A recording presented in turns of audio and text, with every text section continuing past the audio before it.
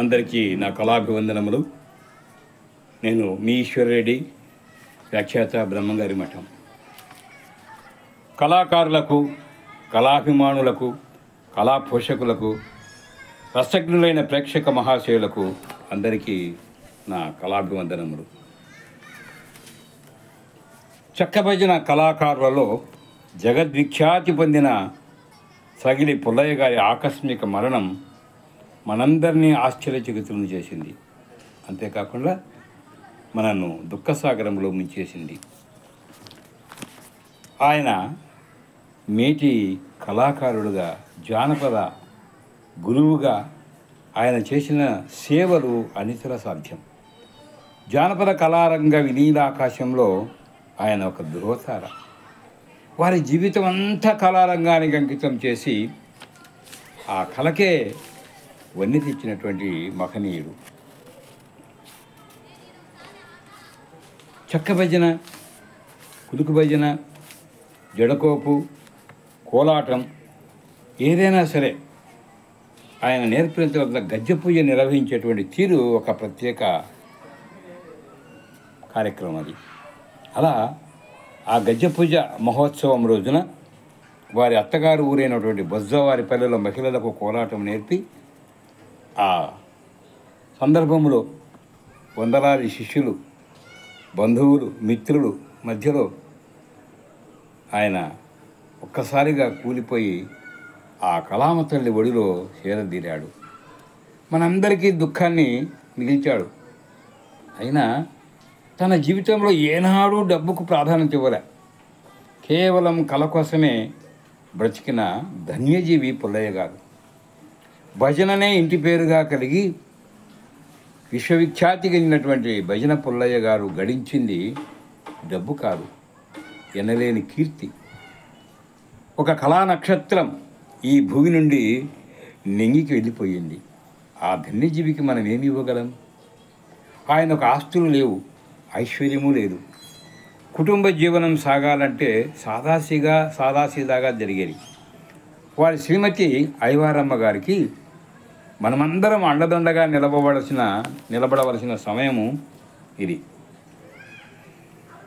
ఆయన శిష్యులు, ప్రశిష్యులు, అభిమానులు, స్నేహితులు, సాటి కళాకారులు, గ్రామ పెద్దలు అందరూ కూడా తలా ఒక చేయి వేసి ఆ కుటుంబాన్ని ఆర్థికంగా ఆదుకోవడం మనందరి బాధ్యత.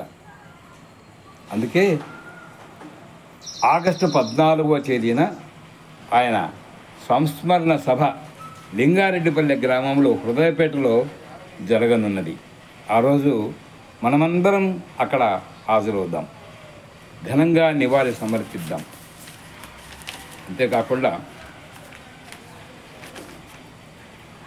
ఎందరో పెద్దలు నాకు సూచించిన విషయం ఏమిటంటే వారికి మనమందరం అండదండ ఉండాలని. ఓకే, అలాగే చేద్దాం. ఆ గురువు గారికి కడసారిగా కృతజ్ఞతాభిమానములతో ఆర్థికంగా సహకరించాలని వినయపూర్వక మీ అందరినీ కూడా ప్రార్థిస్తున్నా. ఆయన సంస్మరణ సభకు ఆగస్టు 14వ తేదీన అందరూ హాజరై ఆర్థిక సహాయాన్ని ఆ కుటుంబానికి మనమందరం అందిద్దాం. ఒకవేళ మీరు ఆ సభకు రాలేని పక్షంలో మీ వంతు ఆర్థిక సహకారాన్ని అందించాలని మీ అందరికీ నా విన్నపం. నా నెంబరు 9440426300 9440426300. ఈ నెంబర్కు ఫోన్పే కానీ, గూగుల్ పే కానీ మీ శక్తి మేరకు ఎంతైనా కూడా పంపితే మీ పేరు మీదుగా ఆ కుటుంబానికి నేను ఆ మొత్తాన్ని అందజేయగలను. ప్రతి గురువు వారి శిష్యుల నుండి దేవునికి ఒక పువ్వు సమర్పిస్తే భక్తులు ఒక మాల అయినట్టుగా శిష్యులందరూ కూడా ప్రతి రూపాయి అందజేస్తే వారికి అదే ఆలంబన అవుతుంది. ఇంతకన్నా వారికి మనం ఇచ్చే నివాళి ఏముంటుంది? అనవసరమైన వాటికి ఎన్నో విధాలుగా వృధా చేసే సొమ్మును మనం ఒక మంచి కార్యక్రమానికి, మంచి పనికి, ఒక గురువు గారి రుణం తీర్చుకునేందుకు ప్రతి ఒక్కరూ కనీసం ఒకరోజు సంపాదనను అన్ని రంగాల్లో ఆయనకు తెలిసిన వారందరూ కూడా అందించగలిగితే ఆర్థిక సహాయము అందివ్వాలని, ఆ కార్యక్రమాన్ని జయప్రదం చేయాలని కూడా మీ అందరినీ మనసారా కోరుతున్నా. నాకెంతోమంది మిత్రులు, శిష్యులు, గురువులు, చెక్కభజన కళాకారులు ఫోన్లు చేస్తున్నారు.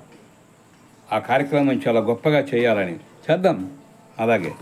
కానీ ఆర్థిక భారం ఆ కుటుంబం మీద పడకుండా మనమే ఎంతో కొంత మన శక్తి మేరకు అందరం కూడా సహకరించి ఆర్థికంగా వారిని బలోపేతం చేయాలి. అలాగే నేను సైతం పుల్లయ్య ఆత్మశాంతికి భగవంతుని ప్రార్థిస్తూ నా వంతుగా ఆర్థిక సాయం తప్పకుండా అందిస్తాను. నాకు తెలిసిన వారికి, నా మిత్రులకు కూడా ఆ సహాయం అందించేందుకు వారిని కూడా భాగస్వాములు చేస్తాను. కార్యక్రమంలో అందరం పాల్గొందాం. చివరి నివాళి అర్పిద్దాం. కళారంగానికి కీర్తికరమైన గురువు పుల్లయ్య గారిని స్మరించుకుందాం. వారి కుటుంబానికి అండదండగా నిలబడదాం.